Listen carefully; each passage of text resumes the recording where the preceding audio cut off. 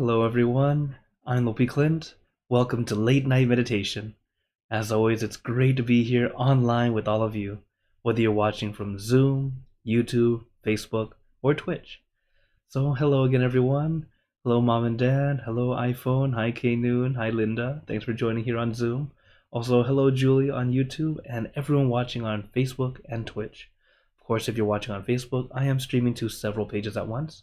So if you don't see my face at the top corner, very likely I can't see your comment right now, but I'll always go back and reply, as you all know. Hello, Go. Thanks for joining in here on Zoom. And I hope everyone's had a wonderful weekend and a wonderful start of the week so far. As today's another wonderful Monday for us to come together and meditate.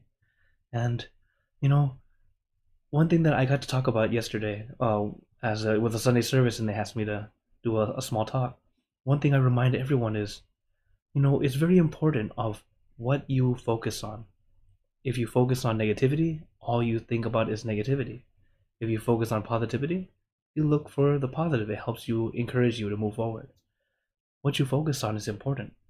If you only focus on the problem, where sometimes the problem is actually very, very small, but because we focus on it so much, it becomes very, very big. I use the analogy of like a fly on the cake.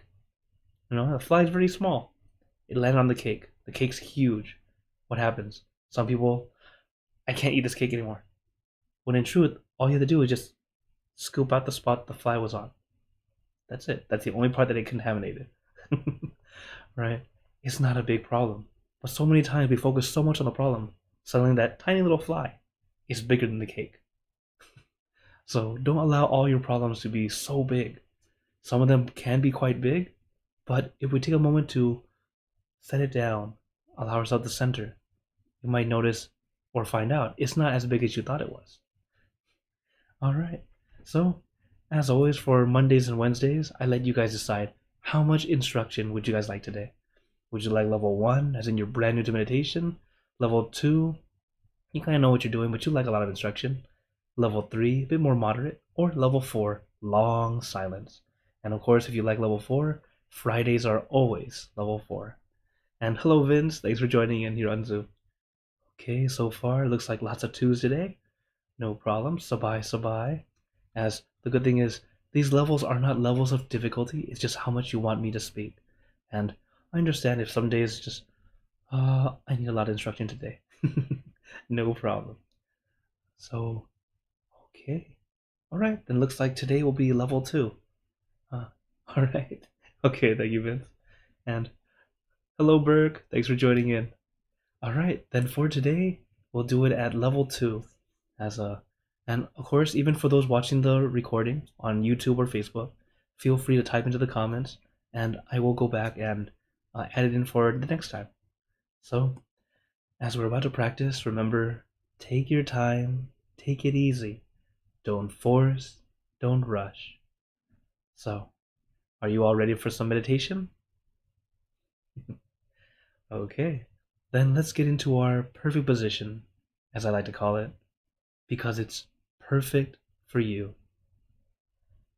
And when you're ready, gently close your eyes.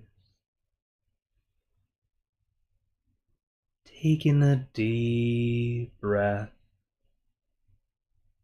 Breathe in the cool, calm, relaxing air. And breathe out all your worries, thoughts, and responsibilities. Just let it all go. Forget about it for the time that we are meditating. Just breathe in, breathe out. Let each breath of fresh air help you become more relaxed, more comfortable. Take in a few more deep breaths, as this is a natural and easy way to relax. And once you are ready, you can return to normal breathing. And before we continue, remember to let go of all your expectations.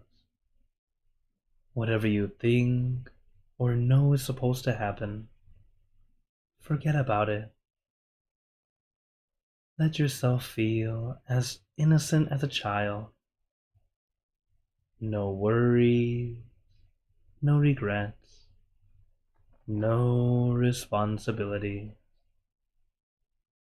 Just innocent and free.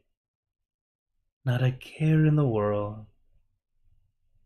We're all just relaxing with our friends. And believe it or not, this is a very important mindset. To allow ourselves to feel like we're brand new, we're just practicing. Not having that expectation that you're supposed to be perfect or do it right away. Instead, it's a journey. We don't know what's ahead. We might have an idea, but we won't know until we take those steps forward and experience it ourselves. So as we practice, allow yourself to really release and relax. Allow your body to feel comfortable. And as your body feels nice and comfortable, we also allow our mind to slow down and feel comfortable. We start with the body because we've had much more training on how to control the body. For example, if some of you used to fidget as a kid, you've practiced to not fidget so much. Or knowing to sit still or sit straight up.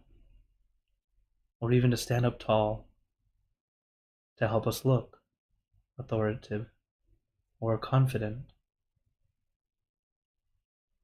Even when we need to use a restroom, we're able to hold it just long enough so we can get to the restroom in time.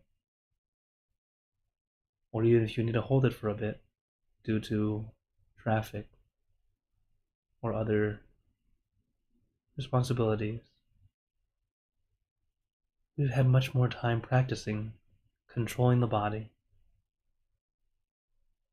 So now it's time for us to allow our body to relax. It's quite literally doing the opposite, to begin to let go of all that control.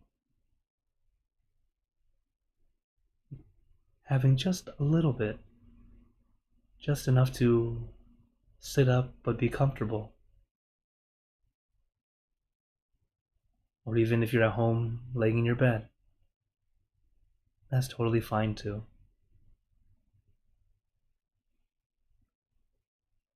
Allowing ourselves to relax first is very important. It's a physical way of learning how to let go. Allowing our muscles to release and relax. It's not by force. It's not by push.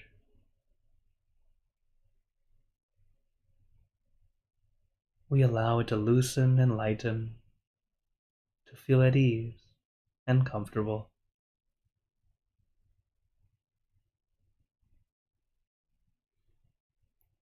And when it comes to our mind, it's very much the same.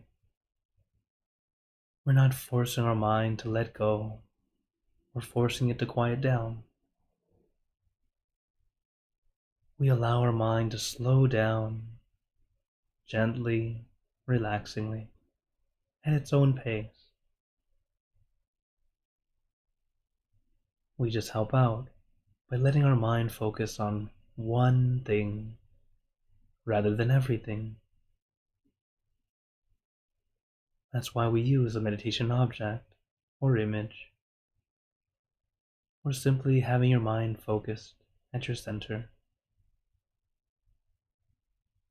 Whatever feels easy is the perfect way to start.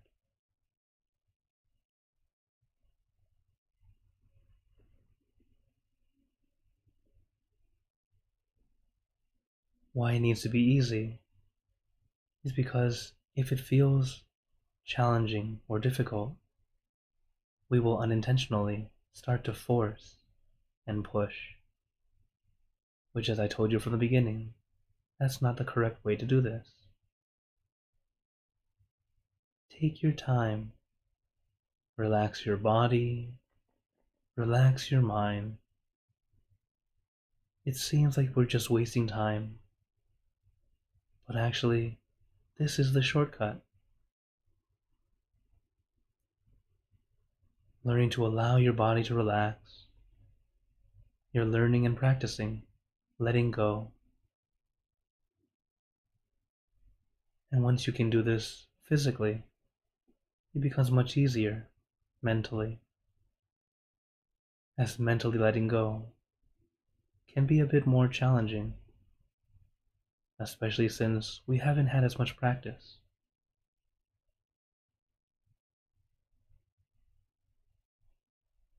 As letting go is not throwing away or forgetting about.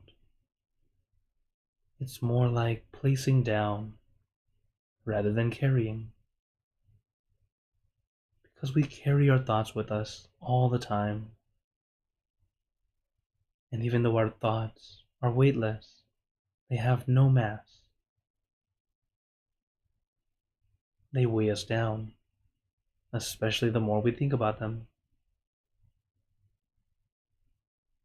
So let us practice placing it down one by one, little by little.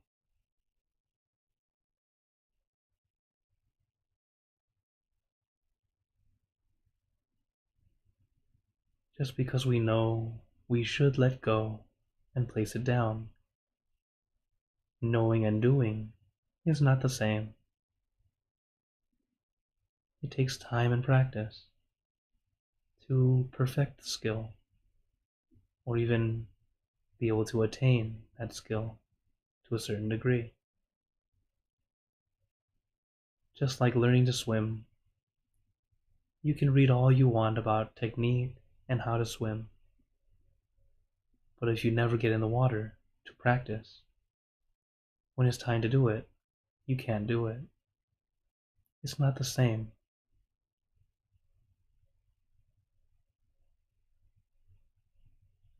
So it's good that we're all here together, practicing little by little.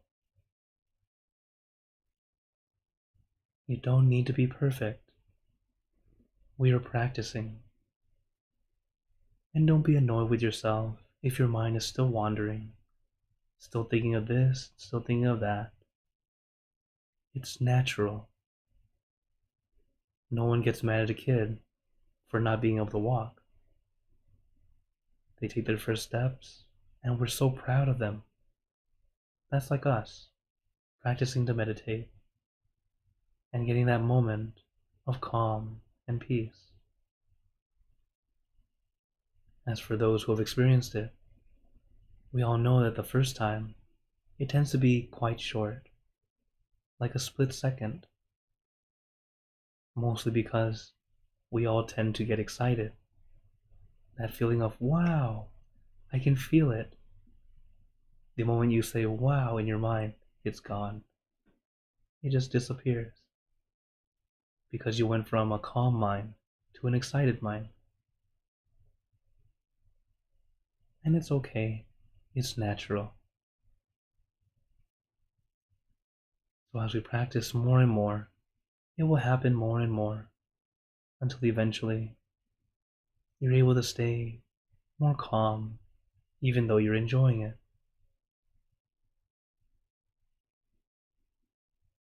This is where it's called contentment. That feeling of, I feel okay. You're able to keep going relaxingly, even with a little bit of peace. And that's simply just the tip of the iceberg, just the beginning of all the wonderful benefits of meditation.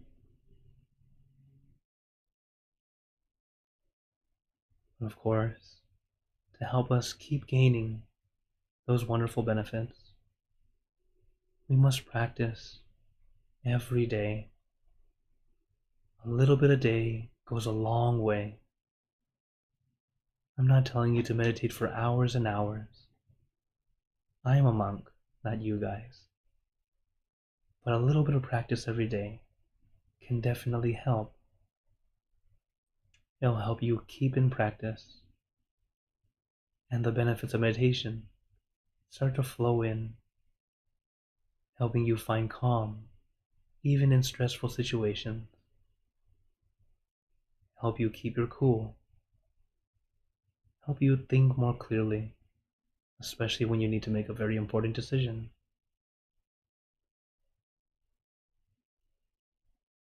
It's that ability to adjust into a more focused environment or focused mode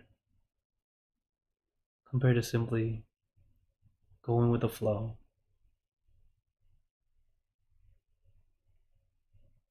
So take your time, relax your body, relax your mind.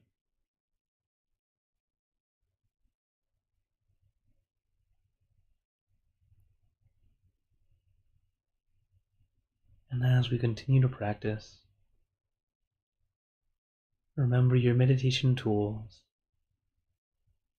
whether it be the mantra or the meditation object or image. Remember, they are tools. They are not mandatory. We use them when we need them, just like tools in the tool shed or toolbox. You might have a hammer and a screwdriver. They do different things, both very important.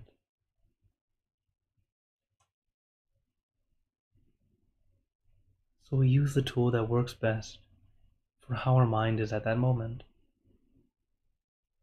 For example,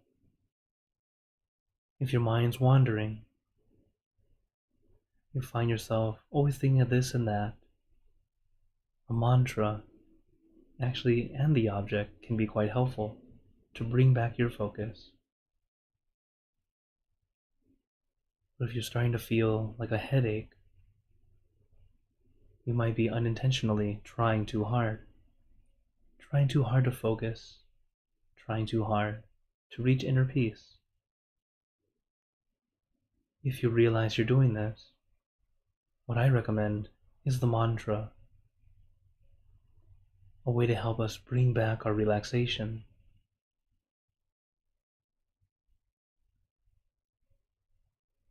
Or on the other hand, if you find yourself feeling drowsy or sleepy, or maybe you're already asleep,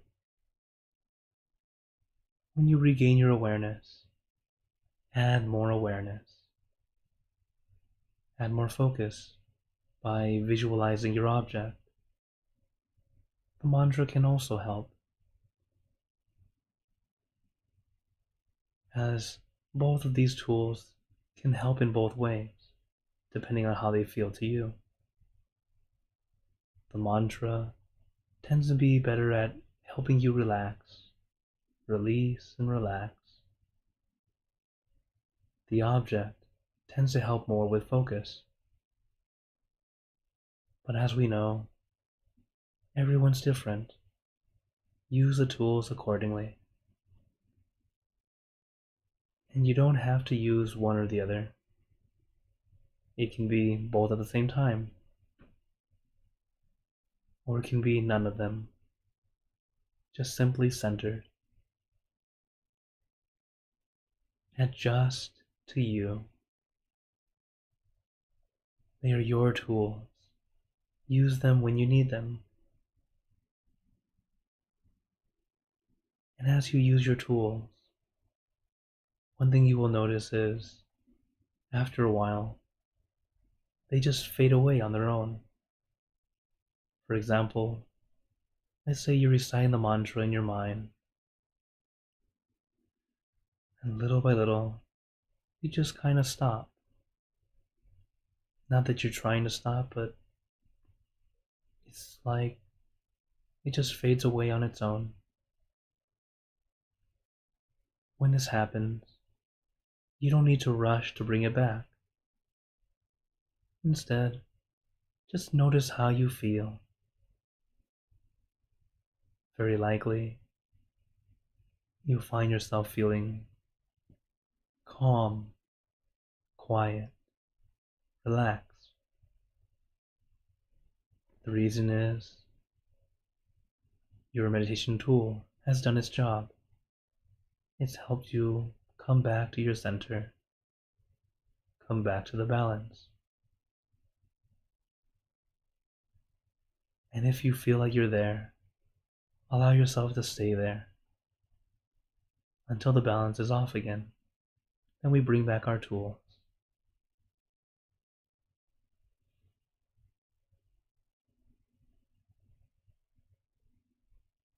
As we keep practicing, you'll find the way that works best for you. That way, each time we meditate, you'll be able to adjust and find that perfect position, the perfect balance, easier and easier, and be able to gain that peaceful energy, that peaceful feeling, longer and longer. But always take your time. You don't need to rush. You don't need to force.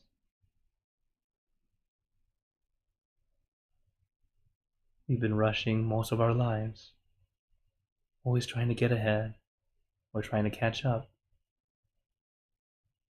Now it's time to slow down, take a break,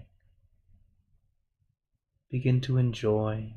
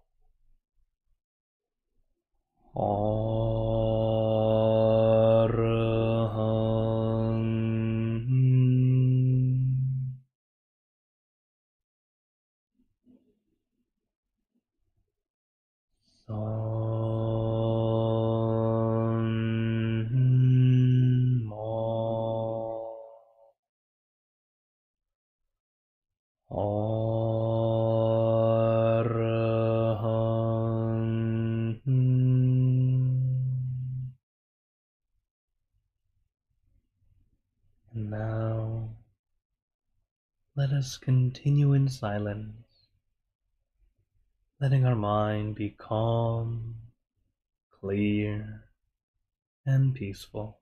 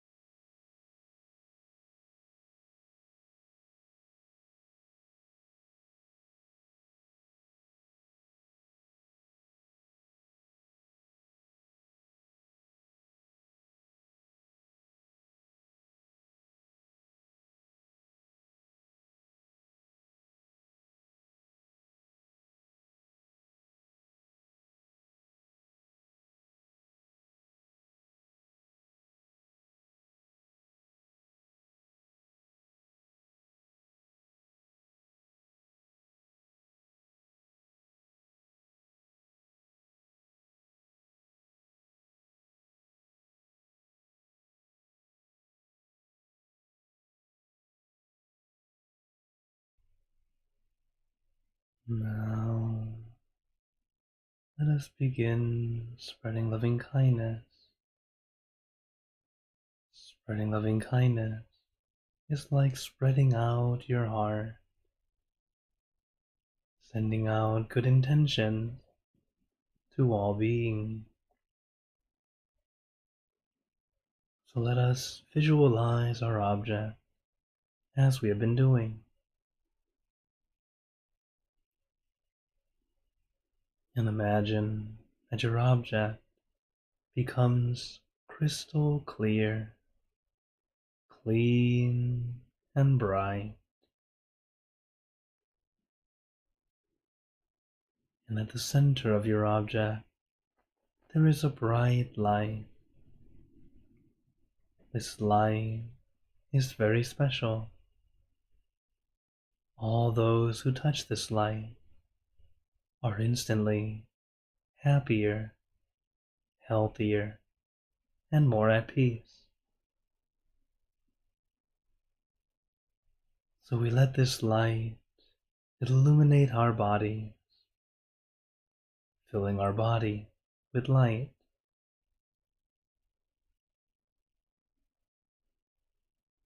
And let this light shine out from you, filling the room. And let this light spread far and wide, filling the city and the surrounding cities, filling the state or province and the surrounding states or provinces,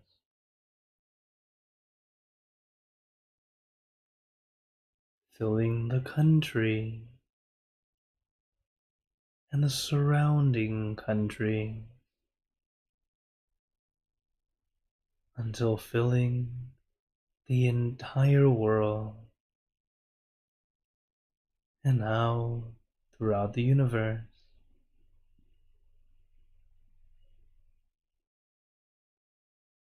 Thinking of our loved ones, our family, our friends, our close and distant relatives,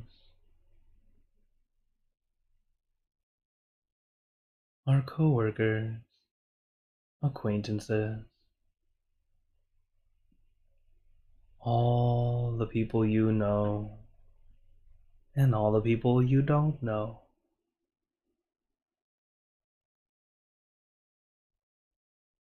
To all sentient beings, all the animals in this world,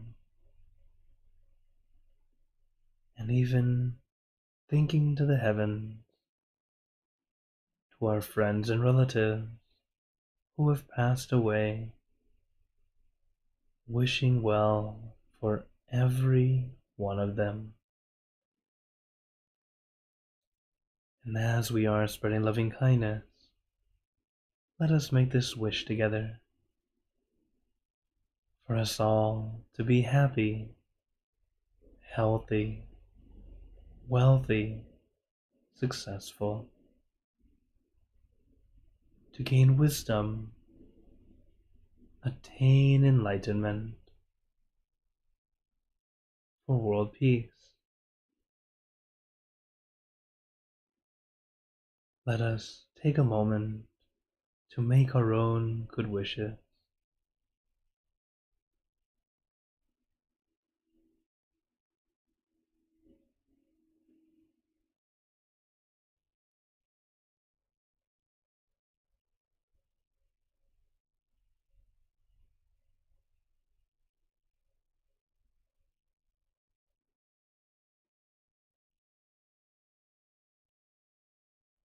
Sappe Buddha Parapata Pajeka Nanjayang Palang Arahanta Nanjate Jenarakam Pantami Sapaso Sappaputtanupavena Sappathammanupavena Sappasanghanupavena Sattha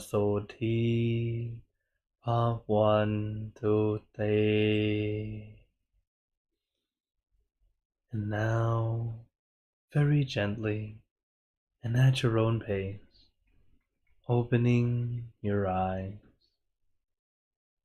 Take your time as we slowly come back. You can take in a few deep breaths, do a little stretch if you'd like, as we slowly come back.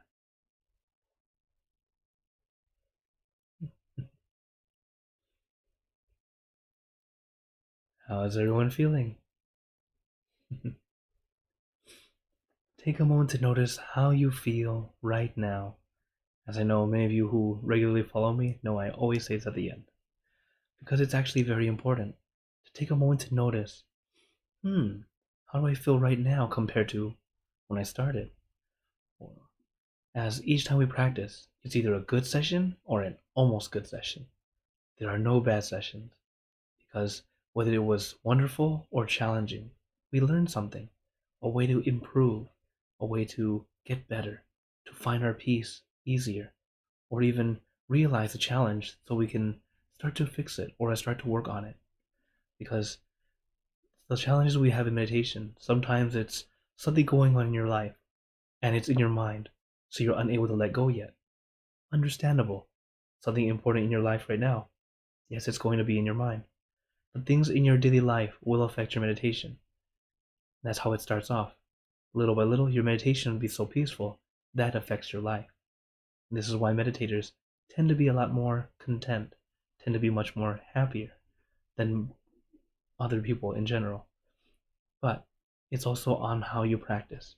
If you practice, for example, some techniques will teach you to focus more than relax, because that's the way they teach it back then. Lost in translation. So then they end up being very strict and stern. But they also have their own version of peace. It's just that it tends to come off that way first. But it's really about getting that balance. When you have that balance of relaxation just right, everything falls into place, allowing us to keep our peace. Okay, so before we go into questions and comments, today I wanted to share with you guys a nice review or a new lesson for some of you who might be new. But it's something my master has taught us. He told us about these 4 habits that we should all have. All right? So these are 4 good things that we should keep doing or practice as much as you can. So, to start us off, number 1, to have affection for bun and inner peace. So bun is a Thai word. It means merit or pretty much the good energy from doing good deeds. Okay? So having a affection of doing good. 2, abstain from using harsh or bad language. So, have more endearing speech if possible. 3, be happier to give than to receive. And then 4, associate with those who are wise. So looking at all 4, number 1, affection for Buddha and inner peace. Having that love for goodness, to be with good people, to do good things, and to have your own peace. This is something that we all should love to do. Try to have that with you as much as possible. Number 2, to abstain from using harsh language. So we have one mouth, but it's something that can start wars or create peace. So let's try to create peace, have more endearing speech. Be happier to give than receive. This is something we also like to talk about during the holidays, like Christmas, right? And Hanukkah. We like to give gifts. It's a way of sharing. Generosity is a very big thing that we all can do, a very wonderful virtue. And then associate with those who are wise. What this means is choose your teachers, or you can also say choose your friends wisely. Those who you associate with, if they're good people or someone who you can learn from, they will also be happy to share that wisdom with you. At the same time, if you're with the not so great crowd, they will teach you something also, but they tend to teach you what you probably shouldn't do. So, practice these things as best you can. Have affection for goodness. Abstain from bad language. Be happier to give than receive. And associate with the wise as best you can. As these are 4 very, very wonderful habits to have. As this is what my master, Lompa Damashiyo, has always told us. And this is my master. So I hope you all practice as best you can, little by little. Okay, so now I open the floor to you all if anyone has any questions. Uh, I see a question already on YouTube also. Hello Hakuzo on YouTube. Hello Vince. Hello Quincy. And hello Atapan. Thanks for joining in. And there's a wild microphone, motorcycle outside. Okay, so to our question on YouTube, Hakuzo says, how do Buddhists regard mystical ideas involving magic or miracles? As in, do they have a belief in magic in any form? Ah, okay. So with Buddhism, yes, we do have these supernatural powers and stuff like that does happen, and it's talked about in stories. So, for example, the Buddha himself had some abilities, actually quite a lot. Some of them that were uh, they were always told in different stories. Like his, let's see, there was one story where there was a raging elephant. Like it was just really mad and just started running off wild and doing a lot of harm to a lot of people. And it's rushing right toward the Buddha, and the Buddha was able to stop him with just a hand. And it's like he was strong enough to stop him. Or hearing about arahant monks, so enlightened monks, able to travel by floating. And it's like, what? Floating in the air. So there is this kind of thing that has been in stories. In our time, for example, our great master Longpo, he was alive during World War II. He's actually the rediscoverer of this technique of meditation. Back then in Thailand, a lot of the monks would practice some kinds of some kinds of magic. Although sadly, it was actually black magic. It wasn't actually very good. The reason for this is that our master explained it. He said that why we call it black magic is because it actually ends up causing us to build defilements, the thing that is impure, making us have greed, delusion, anger. So he said like that it might look interesting, like you can do some different things, but it doesn't help you reach your inner peace. And then Lungpo was able to do a lot of that too, and more. He was able to show them, look, there's a lot of things that there is a supernatural thing that it's a real thing. It's just very few people can do it nowadays. It requires a good teacher as well as, uh, for example, like we call white magic or pure magic. You could say it's done for helping clear away negativity.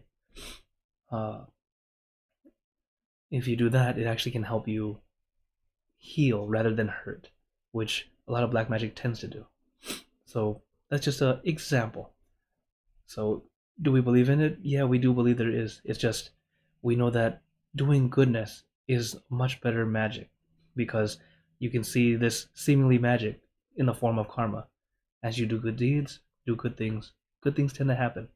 And even if you don't see it in this lifetime, it follows you to the next. So yes, we do have that. As well as miracles. You could say a lot of these are the miracles that we can say uh, are like this magical thing. All right. Thank you for your question. Yeah, starting off with a interesting one, right?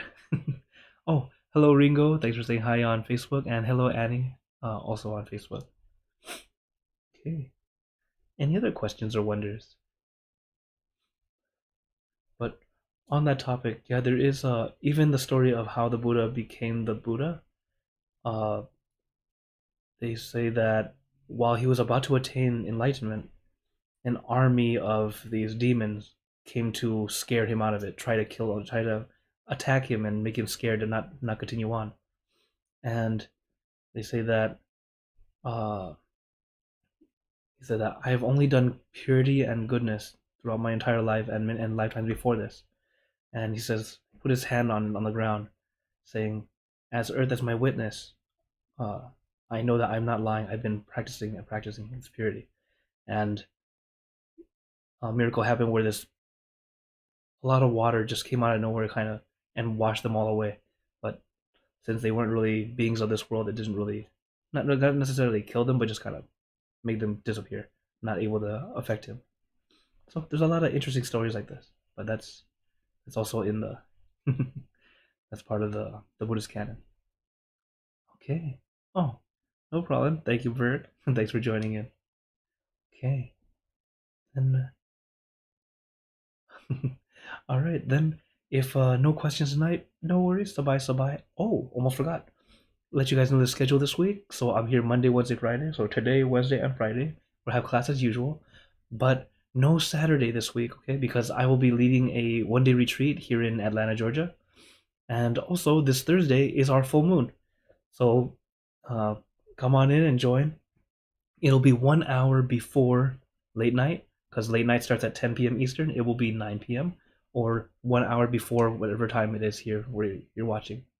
That way you guys can join in, and it's on Zoom. I think it's also on YouTube, though they aren't as high tech as I am, so they don't get to see the comments as quickly as I do. So I hope you all can join in, as it's also a wonderful time to come together, meditate together, find some peace, as it also is very close to Makabusha Day. It's a Buddhist holiday, which is this Wednesday, and we tend to light candles to commemorate that wonderful day, the day where 1,250 Arahant monks, enlightened monks, came to visit the Buddha at the exact same time, and from all over the country. They just came together. So that's just something that we wanted to commemorate. So before we go, I'd like to give you all a blessing. May you all be blessed with happiness, good health, wealth, success in your lives. May you be surrounded by good friends who will always guide you into light, in times of darkness and in times of need. And when you close your eyes to meditate, may you attain inner peace easily and quickly in every lifetime. So thank you again, everyone. Have a wonderful day or night wherever you're watching from. And remember, a smile a day keeps the stress away. So everyone, keep smiling and let's brighten up the world together. So for everyone on YouTube, Facebook, and Twitch, see you guys next time. For those on Zoom, feel free to stay longer if you'd like to chat. Take care, everyone.